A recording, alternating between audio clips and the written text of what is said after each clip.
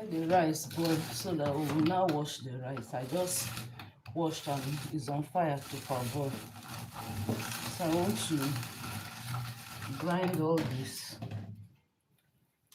so that when I will start making the